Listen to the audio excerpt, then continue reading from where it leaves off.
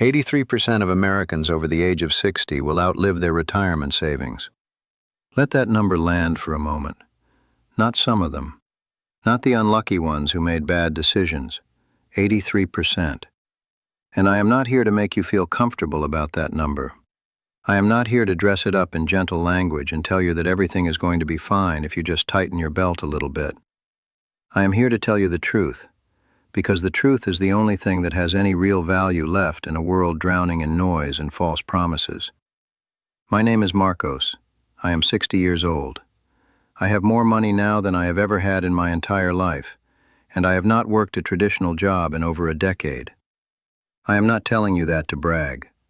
I genuinely have nothing left to prove to anyone. I am telling you that because 12 years ago, I was sitting in a doctor's office being told that my blood pressure was dangerously high, that my stress levels were off the charts, and that if I did not make a serious change immediately, I was going to have a stroke before I turned 55. And in that moment, staring at the ceiling tiles of that examination room, I realized something that shook me to my core. I had spent 30 years of my life building a retirement that I might not live to enjoy. I did everything right. That is what makes this so painful to talk about. I did absolutely everything that society told me to do. I graduated with honors. I took the safe corporate job. I wore the tie. I showed up early and stayed late. I smiled at the right people and kept my mouth shut when I disagreed. I maxed out my 401k every single year like a diligent soldier following orders I never questioned. I hired the financial advisors with the framed degrees on their walls and the firm handshakes and the reassuring smiles. I trusted them completely. I let them manage my future while I buried myself in quarterly reports and performance reviews and the relentless grinding machinery of someone else's dream. Every year I told myself the same thing. Just a few more years, Marcos. Just a few more years and then you can breathe. Then you can travel. Then you can spend time with your kids while they still want to spend time with you. Then you can be present. Then you can live. My kids grew up while I was in conference rooms. My daughter learned to ride a bike without me there. My son graduated from high school and I almost missed it because of a client dinner that, I promise you, I cannot even remember anymore. I sacrificed thousands of irreplaceable moments on the altar of a retirement plan that I had never once sat down and truly examined with clear, honest eyes. I trusted the system. I trusted the conventional wisdom. I trusted the idea that if you worked hard enough for long enough, saved diligently, and stayed the course, that one day you would arrive at some golden destination called retirement, and that everything you had sacrificed would finally feel worth it. I believed that with everything I had, and I was wrong. The moment I understood how wrong I was did not come all at once. It came in pieces, the way most devastating truths do. It started with that doctor's appointment. Then it continued about 8 months later, when I actually sat down, really sat down, and looked at what my retirement was going to look like. Not the optimistic version that my financial advisor presented to me, with his glossy charts and his confident projections. The real version. The version where inflation is not 2% but 3.5% or 4% or 5%. The version where healthcare costs do not stay flat but double and then double again. The version where the 4% rule, that sacred piece of conventional wisdom that every financial advisor on the planet has been selling for 30 years, quietly, politely, falls apart the moment you factor in a longer lifespan, a major health event, or a market correction that hits you in the first 5 years of retirement. Because here is what nobody tells you about the 4% rule. It was designed in the 1990s. It was based on historical data from a time when interest rates were different, when life expectancy was different, when healthcare costs were a fraction of what they are today. It was designed for a world that no longer exists. And if you are 60 years old and you are counting on that rule to carry you through the next 30 years of your life, I need you to hear me right now. You are gambling with everything. I remember the night it all became clear to me. I had printed out my entire financial picture on paper, everything. The 401k balance, the IRA, the pension, the projected Social Security payments, the estimated cost of health care for 2 adults into their 80s, the inflation-adjusted cost of the lifestyle I actually wanted. Not the bare minimum, not just surviving, but actually living.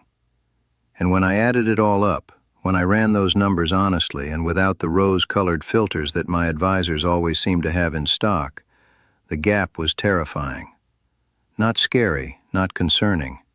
Terrifying. After 30 years of doing everything right, I was looking at a retirement that would require me to give up almost everything I had worked to build within 10 years if I was unlucky enough to have a serious medical event, or if inflation continued at the rate it had been climbing, or if the market decided to have one of its periodic nervous breakdowns at exactly the wrong moment for me.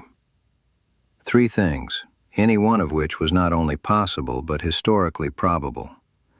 3 things that the traditional retirement model simply has no real answer for. I sat at my kitchen table until 2 in the morning that night, and I felt something I had not felt since I was a young man with no money and no prospects. I felt afraid, and underneath the fear, I felt something even worse.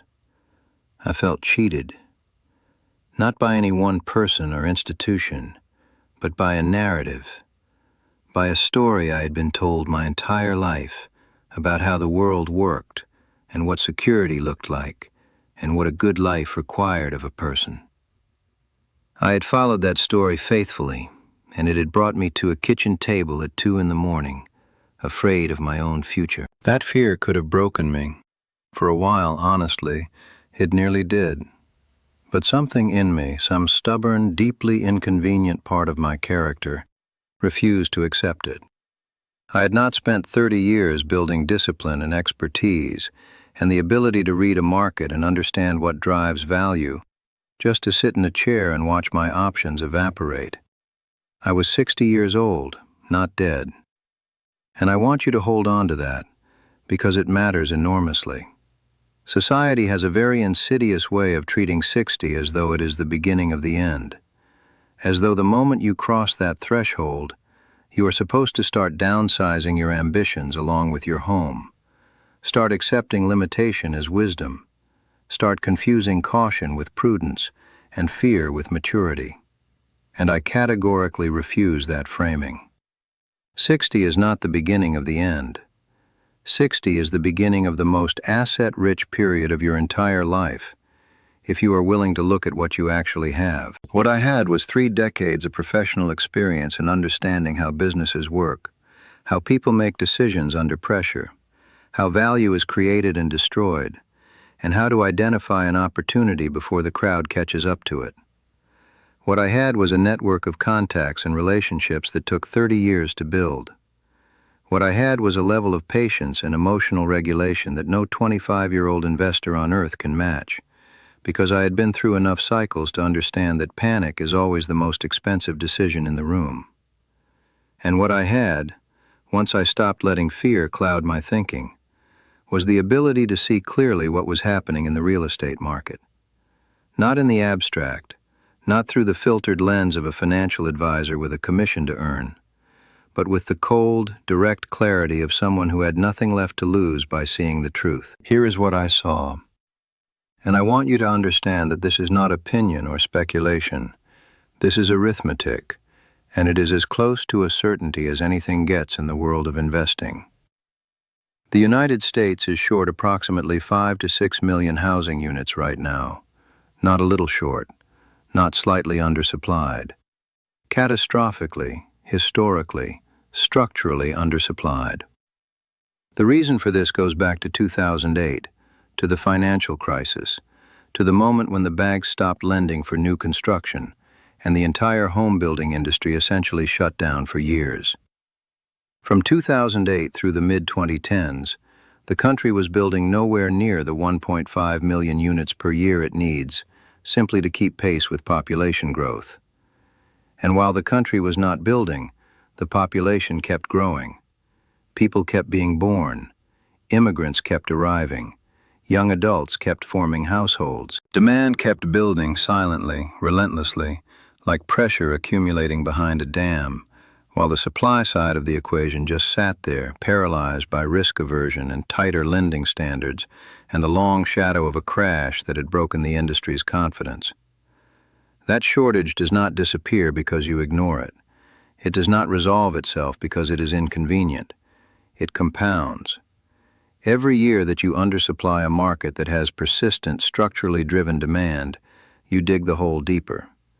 And by the time the building industry started to recover and catch up, by the time developers started launching new projects and lenders started opening the tap again, the gap between supply and demand had grown so large that closing it completely would take not years, but decades.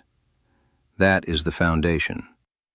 And what I also saw, sitting on top of that foundation, was something that created an opportunity I had never encountered in 35 years of watching markets breathe in and out. What happened in 2021 and 2022, when interest rates were still at historic lows, was a gold rush. Developers and syndicators, smelling the rent growth that was already underway, launched construction projects en masse.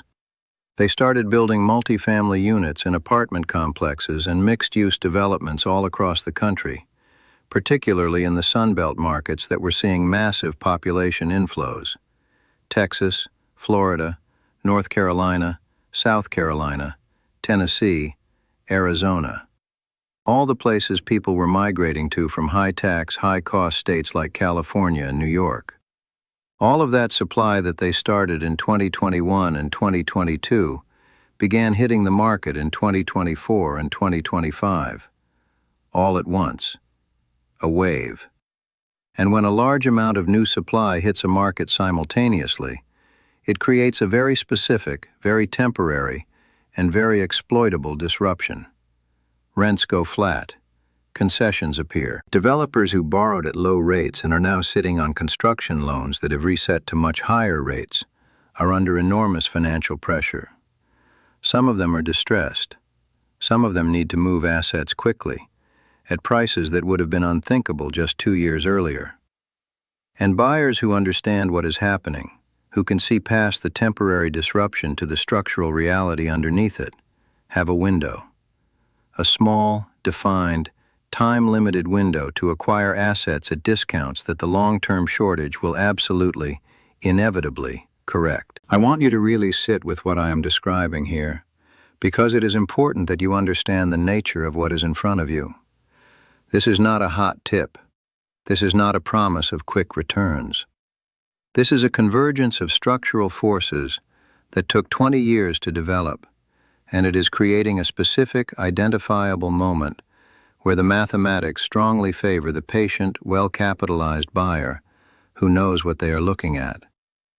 The demand side of the equation is not going anywhere.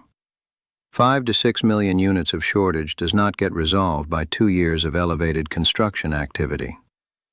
After this wave of new supply gets absorbed, after the units built in 2021 and 2022 fill up with tenants and the pipeline of new construction drops off, because builders are no longer starting new projects at the same rate due to higher construction costs and tighter lending, the supply shortage reasserts itself with full force. And when that happens, the pressure on rents and on prices does not ease. It intensifies. This is not a prediction based on hope. This is the mechanical outcome of a supply and demand imbalance that is simply too large and too entrenched to resolve any other way. I bought my first investment property under this thesis in the middle of what felt like chaos. Everyone around me was nervous. The news cycle was full of recession warnings and interest rate anxiety, and hand-wringing about the state of the commercial real estate market. And all of that noise was real. I am not dismissing it. The commercial real estate sector, particularly office buildings, is genuinely troubled.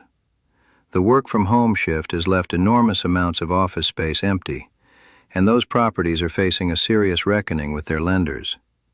Banks have pulled back. Loan-to-value ratios have tightened considerably. Where lenders once offered 65 or 70% loan-to-value, many are now operating at 50 or 60%, requiring substantially more equity from borrowers for the same asset.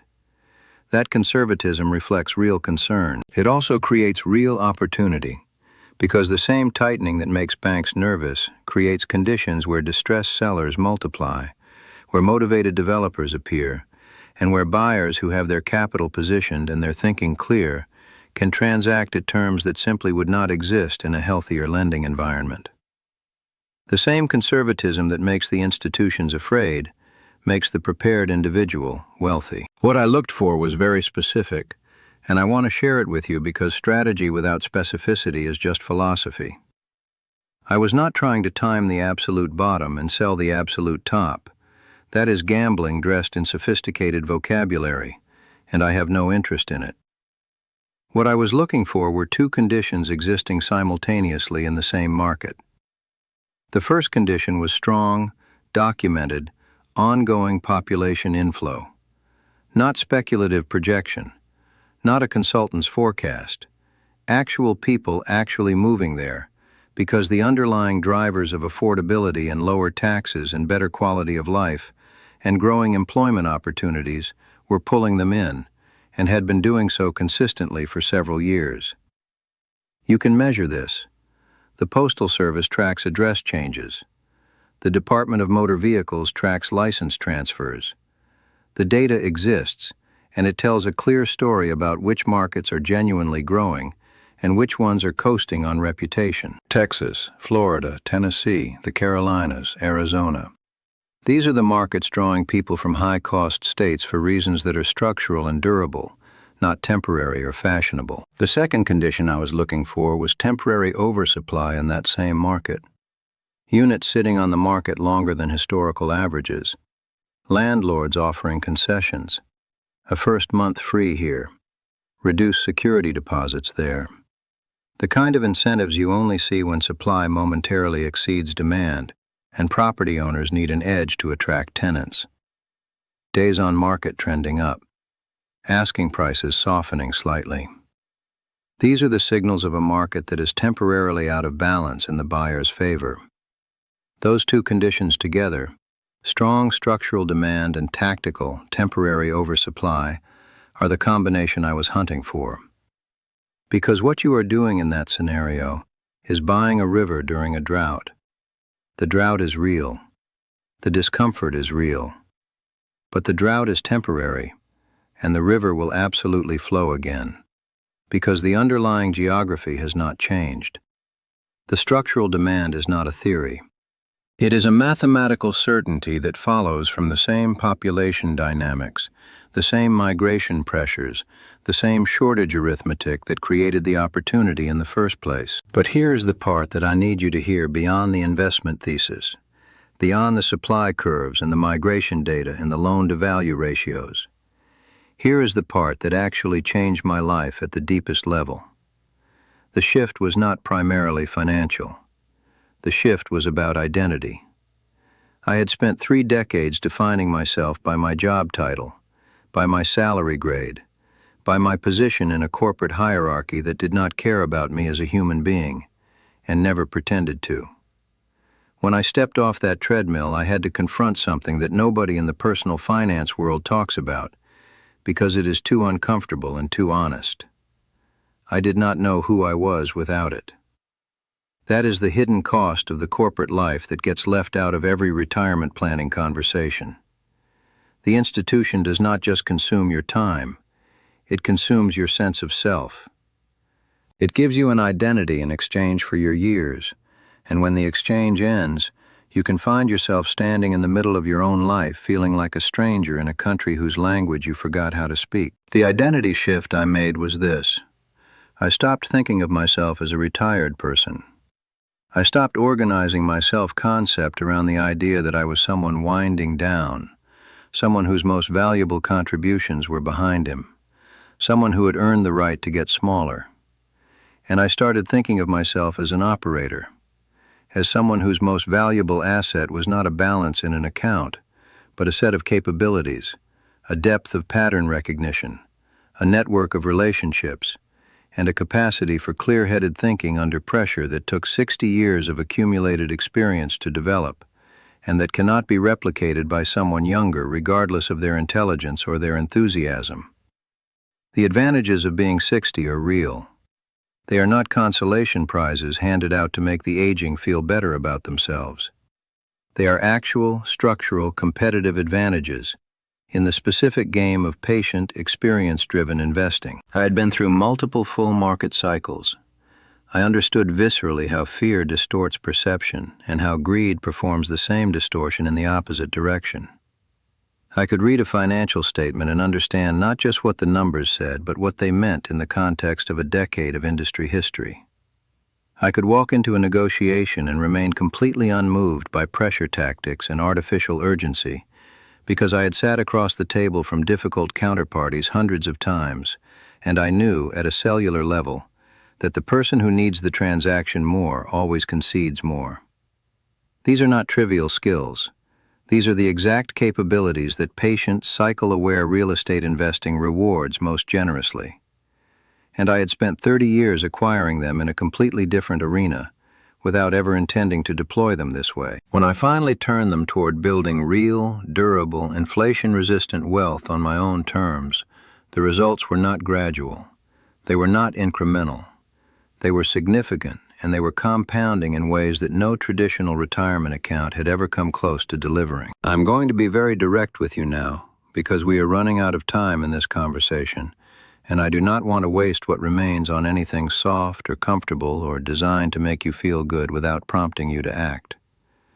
If you are in your late 50s or your 60s and you are still operating under the assumption that the traditional retirement model is reliably going to take care of you, I am asking you to seriously and honestly examine that assumption. Not because I want to frighten you. Fear without a clear direction to move in is completely useless. But because the data is unambiguous and the window I am describing is not infinite. The structural supply shortage in housing is real, and the political will to solve it is essentially non-existent.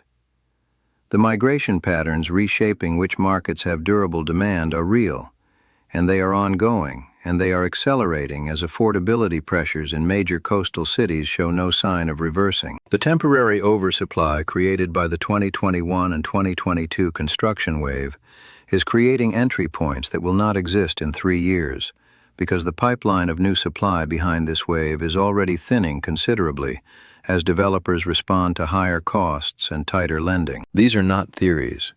These are observable conditions on the ground right now.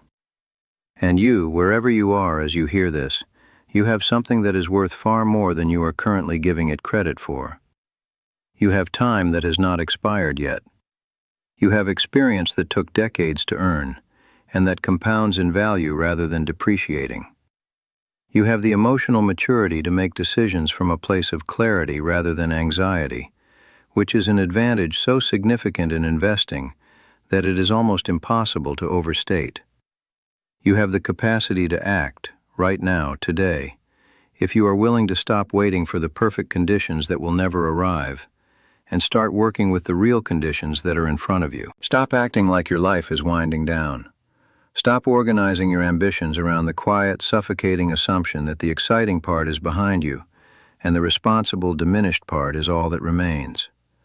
The responsible thing, the genuinely responsible thing, the thing that actually honors the 30 or 40 years of effort and sacrifice you have already invested, is to stop deferring your own potential and start deploying everything you have built into something that actually serves your future and the futures of the people you love.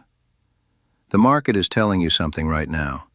It is telling you that a convergence of supply dynamics and migration pressure and distressed capital has created an opportunity that arrives perhaps once in a decade. I have been in this market for 35 years. I have seen multiple cycles come and go, and I am telling you with complete conviction and zero hesitation that what is setting up on the other side of this temporary disruption is unlike anything I have witnessed before. The shortage is too deep. The demand is too durable. The political inertia on the supply side is too entrenched. This situation is not going to correct itself quickly, and the people who understand that and position themselves accordingly in the next 2 years are going to look back in 10 years and understand with perfect clarity exactly what they were standing in front of. You are 60 years old, or close to it. You are not finished. You are not at the epilogue of your story. You are not in the part where you hand the pen to someone else and start watching from the margins while life happens to younger people with more energy and longer horizons. You are at the beginning of the most capable, most experienced, most strategically positioned version of yourself that has ever existed. The question is not whether the opportunity is real. The question is whether you are going to claim it. The market does not wait for the people who are still convincing themselves they are ready. It moves. It always moves. And the cost of waiting, in this market, in this moment, with these specific structural dynamics at work, is going to be far higher than most people sitting on the sidelines are currently willing to calculate. Do the math. Look at the data. Get honest about your plan. And then make a different decision than the one that brought you to that kitchen table at 2 in the morning, afraid of a future you deserve to own. The time is now. It has always been now. Stop waiting.